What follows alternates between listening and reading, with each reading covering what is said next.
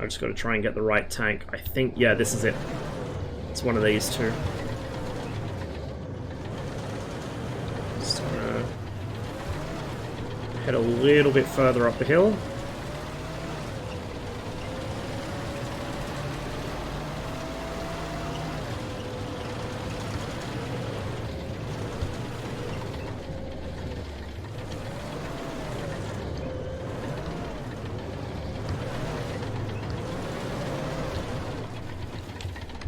So we're slightly hull down here.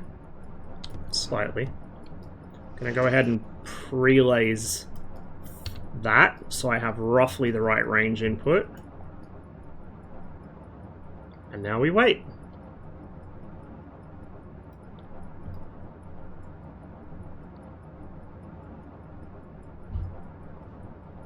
Okay, I can't see them yet, but they're coming over the hill.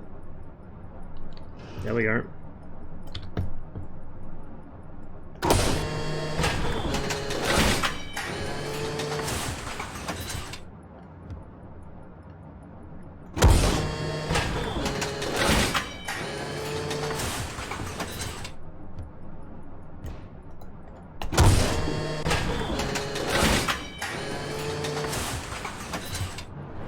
Guy's not coming up, he's not taking the bait, so we'll go to him.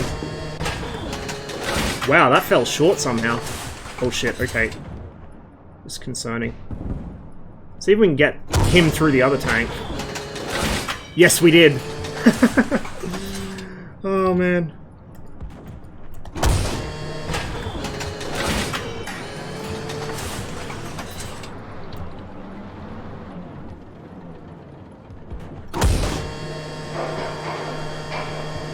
The reason it's taking so long to wind around is because the heat's on the opposite side of the carousel, so it has to wind all the way around and then come back.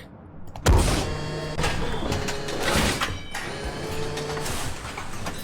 think he's knocked out, but we're going to give him another shell just to be sure.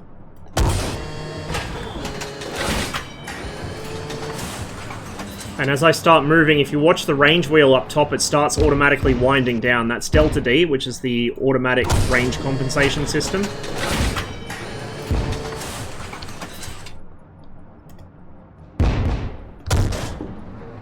Oh shit, that was over. Probably should have gone to HE frag, but whatever.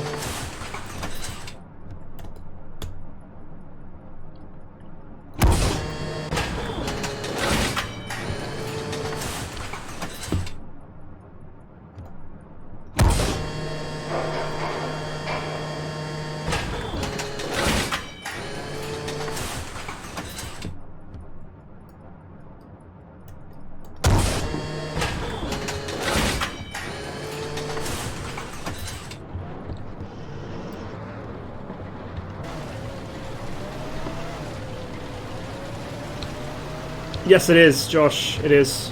And the carousel in the T-72 only rotates in one direction, same as the T-90. I think some of the more modern T-90s might be able to do both directions, but the T-64 and T-80 can wind both directions, the T-72 can't. So the T-72 will take longer to reload as it starts to empty the carousel. And you can actually hear it sort of accelerating and decelerating as it winds around. I can actually show you after I knock out probably the last M60 hiding behind this hill. I need to get rid of this HE frag. Hang on. Just fucking yeet. So you can hear it winding around. But afterwards I'll switch to another tank that's still got more ammo left in its carousel, and I'll actually show you with the ammo overlay on. I can accept targets from the commander in this too, just because there's no crew voices yet for the East Germans. You won't be able to hear him telling me to, you know, look at a certain tank. But it's the same thing, you just press or hold space and it'll slew the gun onto where the commander's looking. That's only available on tanks that have some sort of system that allows it. Oh shit, hello. Oh, he didn't see me. He somehow did not see me. How is that short? Oh, parallax. Parallax! Shit, shit, shit, shit! I'm just gonna push. That was a bad idea. That was a big mistake.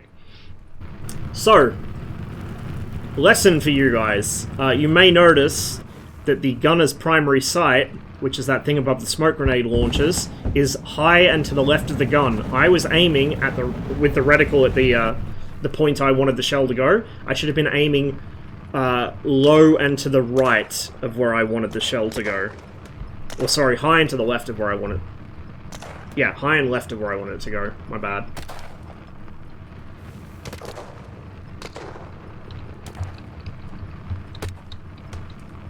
The interiors aren't fully modelled, but they have been modelled in just enough detail that when the hatches pop open or the turret pops up, you can see something there. Let's grab a different tank. We don't have many left. Or so it would seem. There's a 64A one direction as well. I thought it was both for the 64A. I know the B is both.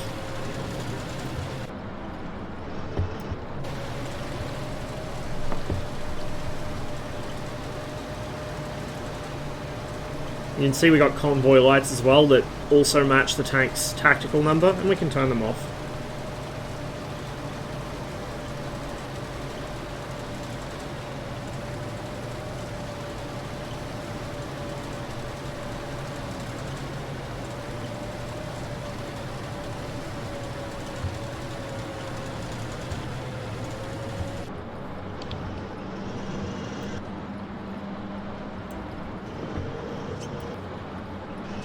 Fucking scene of carnage, holy shit.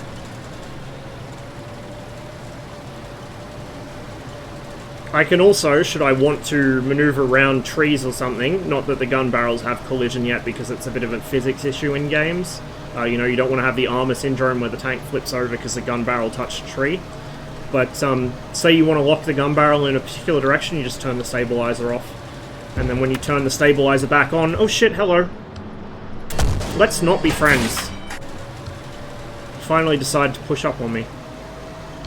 And you can see the tank poops the case stub out the back, or at least the T-72 does. The T-62 will crap the whole case out the back of the tank. The T-64 and T-80 will not, because the autoloaders on the 64 and 80 actually put the case stub back into the carousel. So what I'm going to do is we'll just use this guy's Hulk as a target here, but watch the ammo. So you can see my ammo here, right?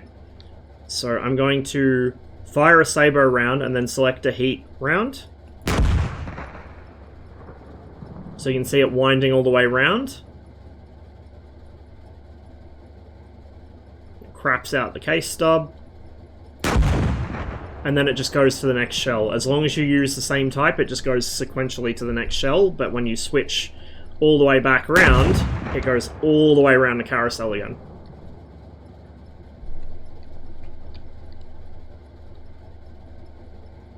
So if we go to the after action report,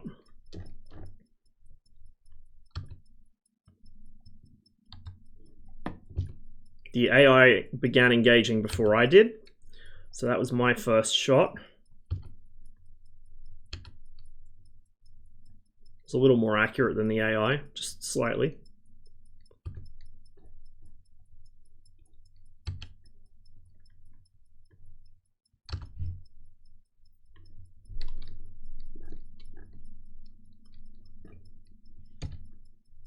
You can see that just that hit his armor and kind of fragmented, actually just beyond the fender, and then all the fragments skipped off the outside of the tank. So that might look scary, but it didn't actually penetrate him anywhere. He's fine.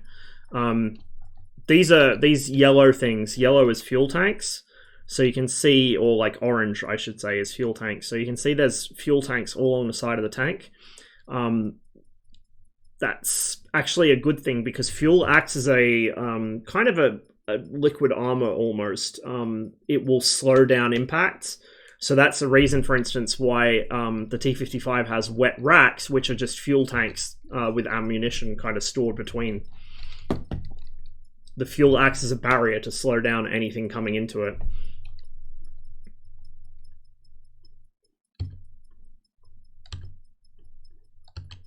And as you also would have noticed there, when a vehicle's driver is killed or bails out of the tank, the vehicle will just keep rolling.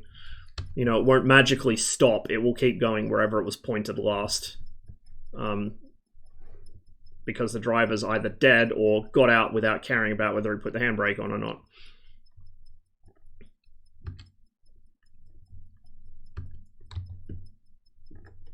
You can see here as well the composite armor of the T-72, which is RHA and then a sandwich of textilite, which is kind of like a fiberglass type material. Quite popular with kitchen benches and shit in like the 50s and 60s, apparently, because you can get little like textilite sampler cards like you can get for fucking linoleum and stuff. And then another piece of RHA behind it. I think it was like, I can't remember the thickness. It was thinner on the back than it was on the front.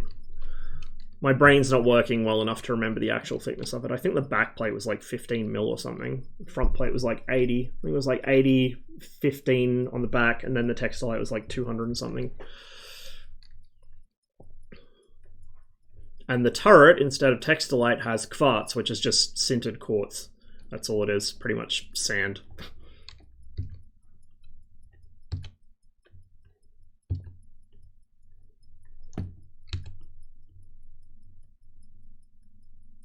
He got fucked up.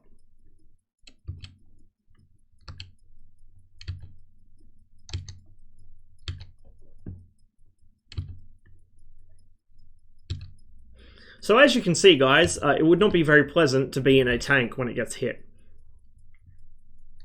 80, 105. So I was close enough on the outer layers, but the inner layer I was completely off as usual. Because, yeah, the total thickness is 205. It's not 205 on the inner. It's 205 for the total.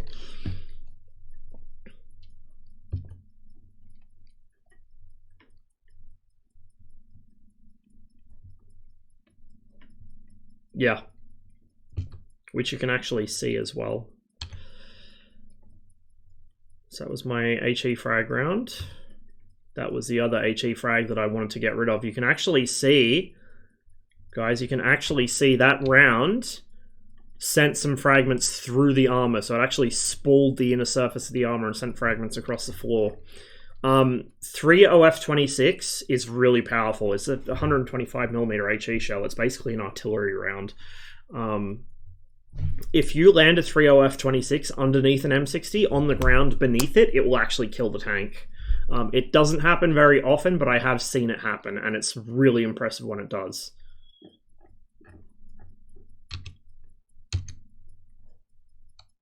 And that was the shot that killed my first T-72.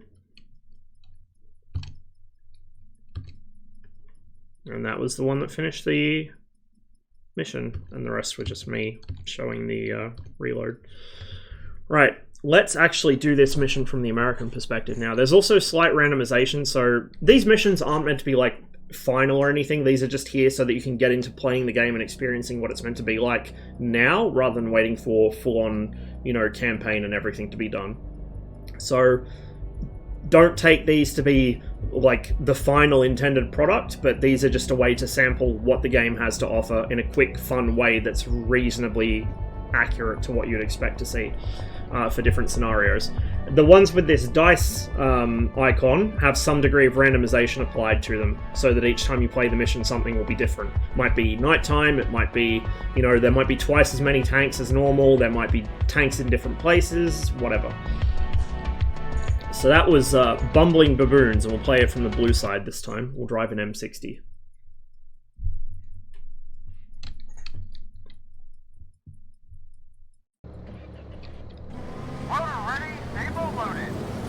I accidentally fucked up my stabilizer.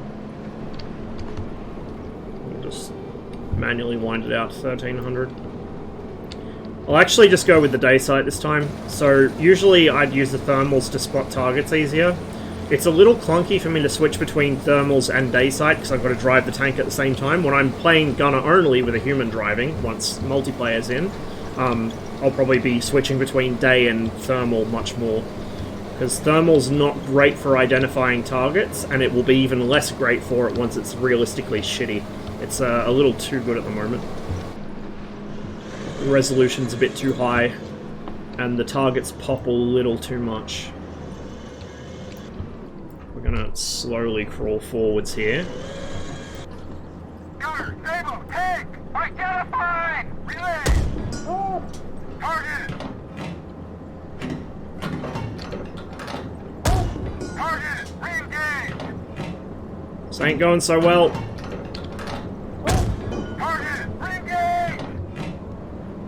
Target locked! Gunner, stable, tank! Target, cease fire! Okay, hatch open. He's jumped. And keep pushing. Yeah, the campaign should be really good. The reason the crew damage models are so detailed is for the campaign. Also, so Harry can make people sad. Shit. Hello. We got flanked and shanked by T-55s. Do we have any M60s left? Ah, this guy. This guy's always stuck in these trees. I don't know why. I think, like I said, the AI aren't the best drivers at the moment. I think the waypoint system sometimes glitches out. Shit.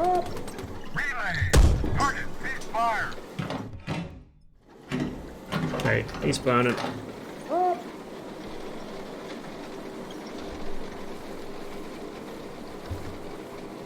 The engine sounds bug out sometimes when you slot into a different tank. So my engine is mysteriously silent in this M60. Oh, there goes his lid.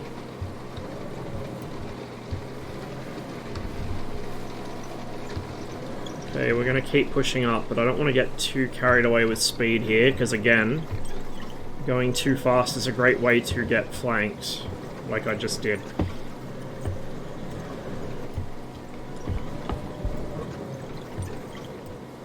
Oh, multi-crew platoon would be wild, dude. Absolute fucking stuff dreams are made of.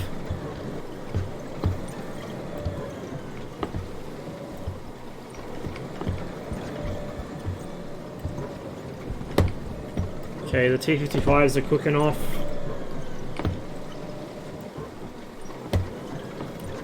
The gun on this is point stabilized, so it will try and stabilize to a point at the set range, which is kind of annoying when it's ranged itself to 300 meters. Oh fuck. Hello. He dead. However, that is a mite more concerning. Okay, well that works.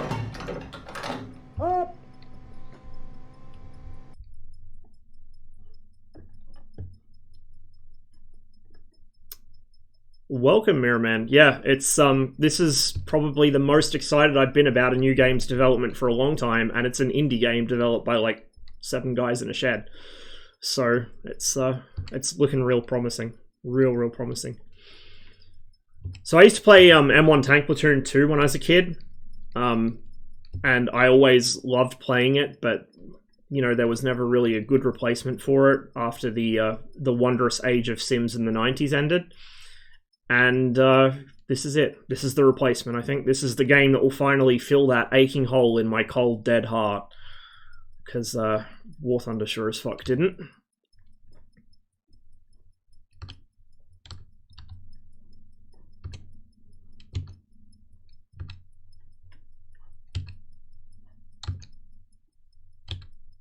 So to make a point here, okay, here we go. To make a point here, although this isn't what killed this particular T-72, remember what I said about shooting for center of scene mass and the T-72 having some kind of...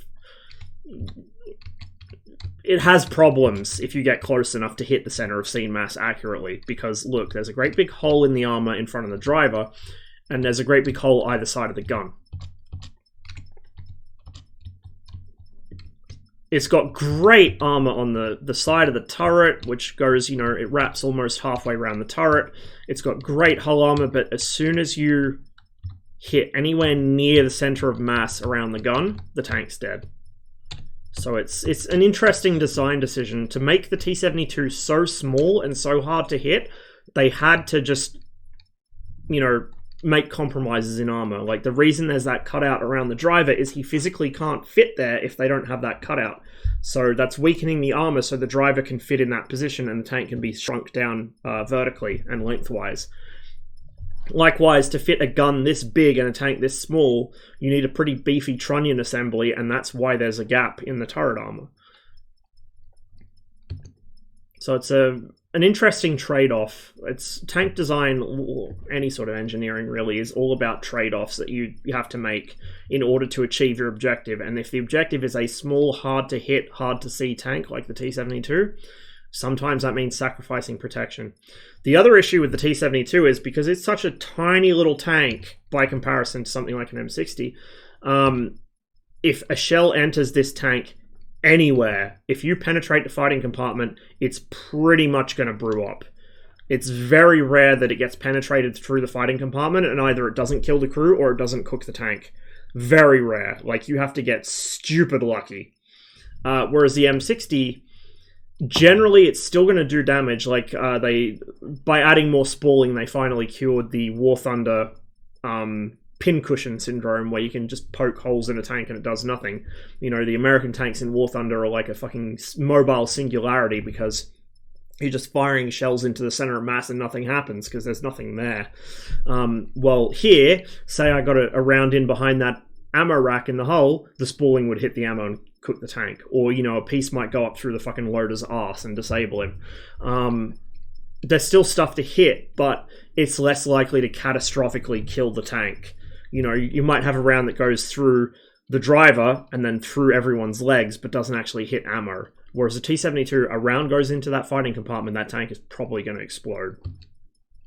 So you've got this kind of interesting design philosophy where the T-72 is extremely well armored, it's extremely small and hard to hit, but because it has to be that way, you know, to make it so small, any shot that gets into the fighting compartment is going to fuck the tank up.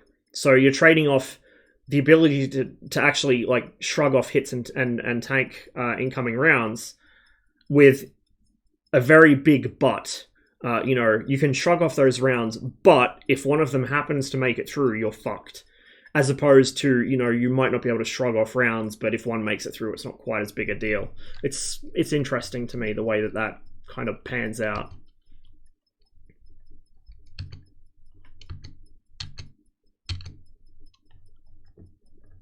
He did not have a good day.